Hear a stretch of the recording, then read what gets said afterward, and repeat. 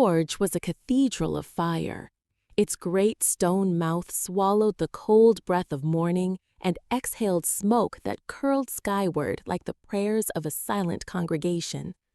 Sparks leapt from the anvil like stars breaking free from the firmament, and every strike of the hammer rang with the solemnity of a church bell. Here, in this sanctum of iron and toil, lived Aaron, a young blacksmith whose hands were hard as the steel they shaped, yet whose heart was as tender as the blush of spring. In those days, before the war, his life was a slow river. Dawn found him at the forge, noon found him at the market, and evening found him walking the narrow lanes toward the house where Leah lived. Leah was a craftswoman of a rarer sort. Her fingers, long and graceful, could coax music from wood, bending it to the will of her bow-making. She had the eyes of a woman who could see beyond the horizon, and the smile of one who believed she would reach it. They spoke often of the life they would build, a home by the edge of the river, a garden heavy with roses, children who would run between the forge and the bowier's bench, never knowing the taste of fear. But kingdoms, like storms, care little for the dreams of lovers. One morning, the quiet valley awoke to the long, low howl of war horns. Riders came from the capital in coats of crimson, their steeds frothing at the mouth. The king's banners flapped like the wings of a great carrion bird, and the orders they bore were heavy with the stench of inevitability. The eastern frontier had been breached. The enemy advanced. All hands were needed, and all skills would be turned toward war. Aaron's forge, once a place where plows were shaped and hinges borne, became the beating heart of the army's hunger. Day after day, he hammered steel into swords, each one a silent oath to kill a man he would never meet. Leah, too, was called upon. Her gift for carving bows and straightening arrows was coveted by the war council. The tools of the harvest were abandoned. In their place rose the tools of slaughter. Weeks passed, then months. The forge sang its song of death, and the bowyer's bench whispered the same refrain. Yet in the evenings, Aaron and Leah still found moments to walk the riverside, speaking in low voices of the peace that would one day return, of the roses they would plant, of the home they still believed in. The night she was taken was a night of smoke and confusion. The moon was no more than a pale scar in the sky, veiled by drifting clouds. The enemy had come under the shroud of darkness, their torches flaring like the eyes of wolves.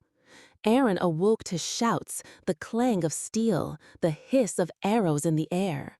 He rushed from his forge, hammer in hand, calling her name.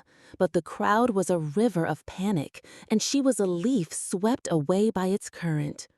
When the fires died at dawn, the village lay in ruin, and Leah was gone.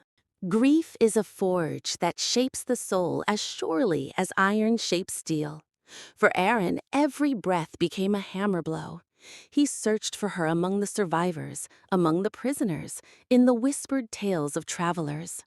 He heard of a woman in the enemy's lands, a master of the bow whose arrows struck with the precision of fate. The rumors were fragments, but each was a link in the chain that bound him to hope.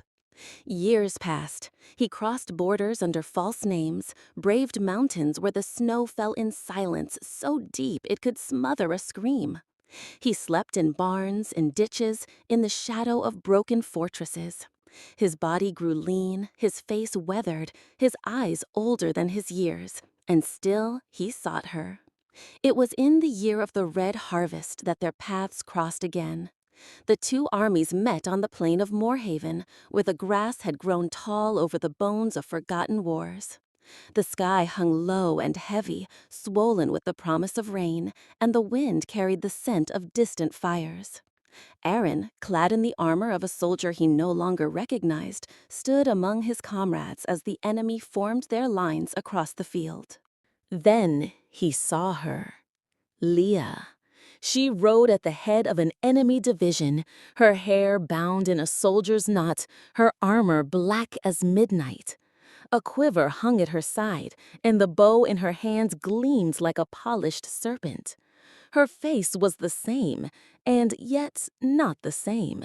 It had been carved anew by hardship, hardened by the chisel of necessity. Her eyes were not the eyes of the girl who once smiled at the forge door. They were the eyes of one who had seen too much to ever close them again. The battle began like the breaking of a storm. Arrows fell like rain, swords clashed like thunder. Men shouted prayers and curses, their words lost in the roar. Aran fought his way forward, not toward victory, but toward her. Fate, ever the cruel sculptor, brought them face to face in the heart of the carnage. They circled one another, blades drawn, not as lovers, but as enemies bound by the same chain of memory. Around them, the field was littered with the dying, the earth drunk with their blood. Then came the moment. From the corner of his eye, Aran saw movement, the spear hurtling toward him, thrown by an enemy soldier. Without thought, without time, his body acted. His sword rose, swept forward in a single arc meant to deflect death. But death is a sly thing. It chooses its path.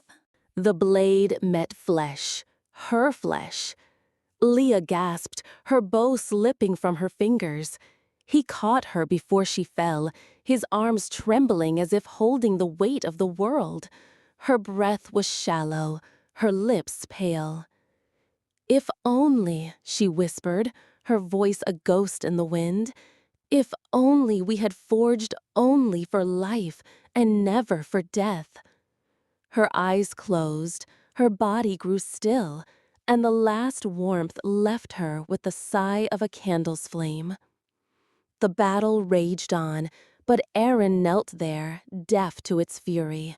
Somewhere, far beyond the slaughter, a horn sounded the call to victory. The king's banner was raised high, and men shouted his name. But Aaron heard none of it. He looked at his hands, hands that had once built, now only capable of breaking. In them lay a sword red with the blood of the only thing in this world he had ever truly loved. The forge within him went cold and would never know